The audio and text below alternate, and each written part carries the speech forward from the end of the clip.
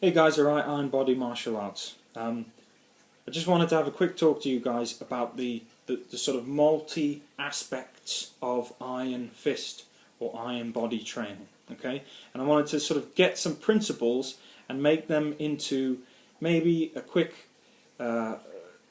few forms that you can do with your hand. But these aren't the actual forms. So for people who are interested and they're learning, this is just a way of sort of personifying all the sort of multitude of things that you have to do or you have to think about during your training. Okay, so this is, for successful Iron Fist, say, training or Iron Body training, from my opinion. Okay, so if we take the analogy of a clenched fist, okay, we've got the clenched fist here. Now, the clenched fist is representing muscle and sinew training that you have to do. Yeah, so gripping, static dynamic tension, or holding of weights, the storing of force. We've got to train. So when you think iron, when you think, why isn't my training going very well? Think clench fist. I've got to train the muscle and I've got to train the tendons. Yeah, to start with my iron hand, I've got to build that outer shell. So think clench fist, and this extends through to all your kung fu. Yeah, think that clench fist, muscles, tendons. Yeah, the potential energy stored, and the different. There's so many different ways of training that.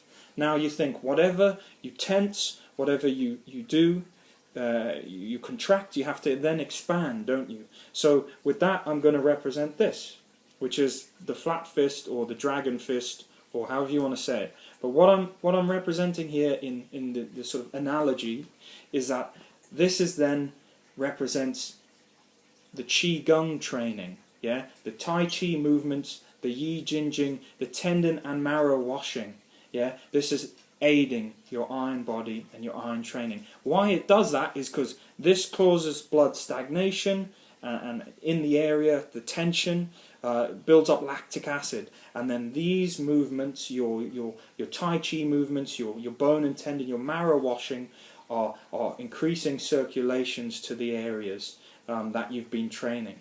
So that's why this is important, but then this is important. Yeah, I know it sounds silly, but it is important.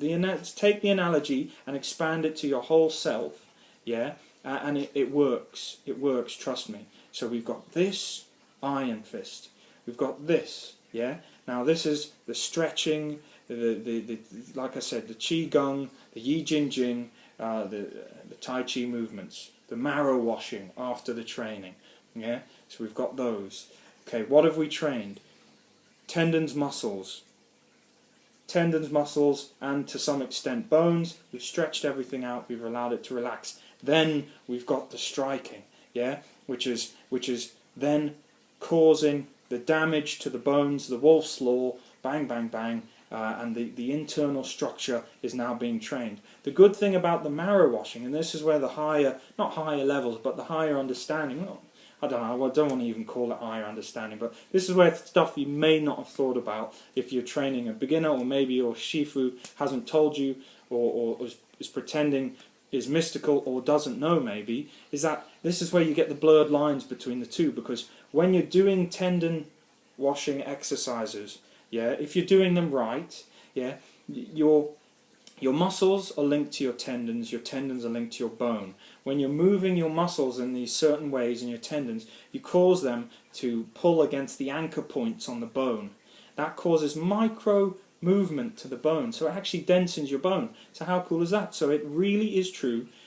Qi-Gong and Tai Chi and Sanshin and Titsin Quen, the Hungwa iron wire movements really do densen your bones. They really do, guys. Okay, so we've got this, like I said. We've got that, like I said. We've got the striking, yeah, and then also you've got the Jin, the Jing, which is the shaking, yeah.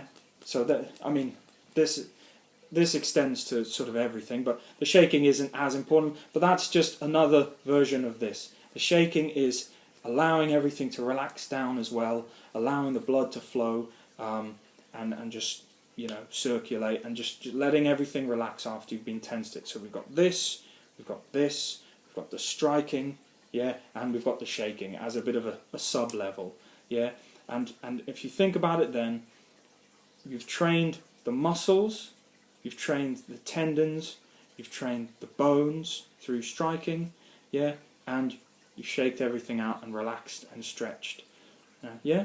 So I mean, maybe not the best analogy, but just think about, I just wanted to do, instead of me talking and everyone's just like, man, he just talks and talks, I wanted to try and just give you a sort of a physical personification, but of course it extends through the whole body. I'm not just talking about the fist, but there's so many different principles of training to train iron fist or iron body. There's so many different aspects that make your organism strong, that make you be able to punch strong, that make you be able to resist force. Yeah, and I'm just trying to say, maybe for those who've just started, or whoever cares to listen to me these days, there's so many different aspects that you've got to think about. So if you're just smacking a sandbag, and wondering, why am I not getting progress? Well, think, am I doing all these things with my hand, arm, don't forget iron bridge, you can't just do your hand, you've got to do the whole arm, and body. And if you extend those principles through to your body, if you've got the muscular training, the tendon training, if you then have the stretching training, the Tai Chi training, the stances, the yoga, and then you've got the muscular power as well, and the conditioning, the striking. If you've got all those aspects, then you're pretty much like your own personal Shaolin, aren't you? With all due respect to the Shaolin, of course. Hopefully you see where I'm coming from, and this makes some sort of iota of sense to everyone. If not, just tell me and I'll bin the whole thing. But there's lots of things for us to talk about there. But I just wanted to, like I said, give you guys a bit of my 2 cents on a bit of a fist analogy of the different principles of Kung Fu training that I use. Yeah? Okay, thanks a lot.